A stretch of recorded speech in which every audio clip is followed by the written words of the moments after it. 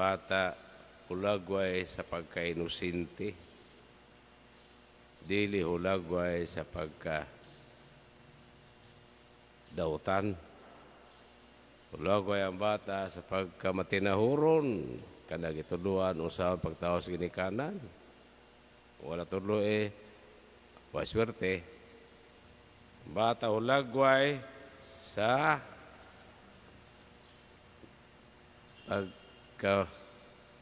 dakong pagtuo, pagsalig sa ginikanan. Muna yung Ginoo kaila ang riyan sa makanila kaya sa usa ka bata to makita ang pagkainosente, pagkaampabusanon, way asyos. Basta di lang utumon, magduwa, bisang galigway sinina, malipay na lang, magdudua-dua. Way daghang kuti. Kaya bisang usaon pagkasaba, kastigo sa kanan, mutuog yapon, mangitag yapon sa ginikanan. Ingon niya ng atong usab, ipakita nga kanaya ngadto sa Dios, isip atong amahan.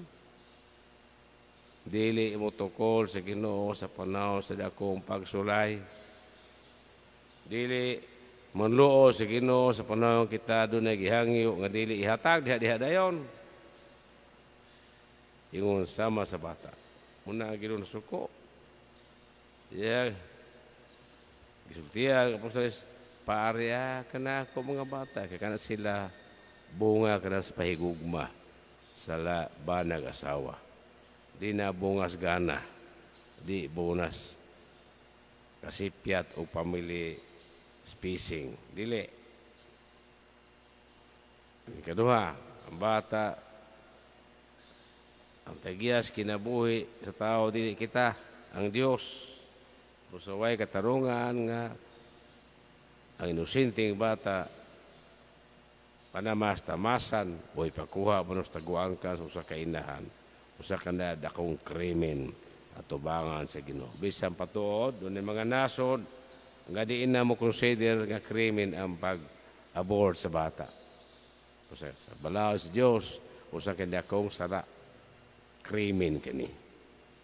Ang buha sa ingon, sumala pa sa lagda sa simbahan, hanto karon excomulgado automatic sa simbahang Katoliko. Muna mahibong ta. Doon ay mga Christian countries sa kalibutan, wala na mag-iisip sa abortion ng usa ka krimen. Gilegalize na. Lakip ng kabalaas kami nyo, gilegalize. Liberalize divorce. Tudlas tawhanong katarungan. Supak sa konsensya. O balaod sa kinayahan, o balaod sa Diyos. Muna ang bata, tungura, bisag ay no, gikapoy, gikas pagwali, wagid siya magpanuko. Si kapoy. Mahinang po siya, may kugos, may tapiyon siya makamot sa mga bata. Ingon niya na untang ato attitude sa kabataan. Dili pahimuslan ni dagmalan o daog-daogon. Pero sahaya karong panahon na naginubra sa paghatag katungod sa mga bata. Labi na sa mga developed countries. Mga bata unruly kayo, anay disiplina. O disiplina sa ginikanan, ikiha ginikanan, kay child abuse, pagkahungog mo ng matuhanan ni. Kanang balaora, pinanggol mo na. Doon ay higayon ang ginikanan, disiplina sa anak.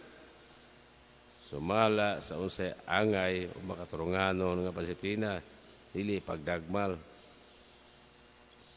ni pag-abusar.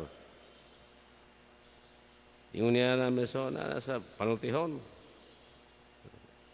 Panultihon 21, basa man diha, naapo sa Ibrihanon 11. Tandiha. Dili mayong pasada ang bata ng way disiplina. Kaya ang bata ng way disiplina, mas puwed problema sa ginikanan. Ingon niya na, dili maayo ang bata sa sobra ka pinangga, sobra konsentidor, sobra ka unsa diha, pinatuyangan, di siya na maayo. Musumbalik na niya ninyo ni kadako ng inyong anak.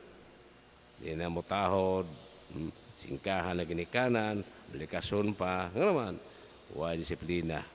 Kaya mismo ginikanan, wa mas disiplina. Amen. Amen.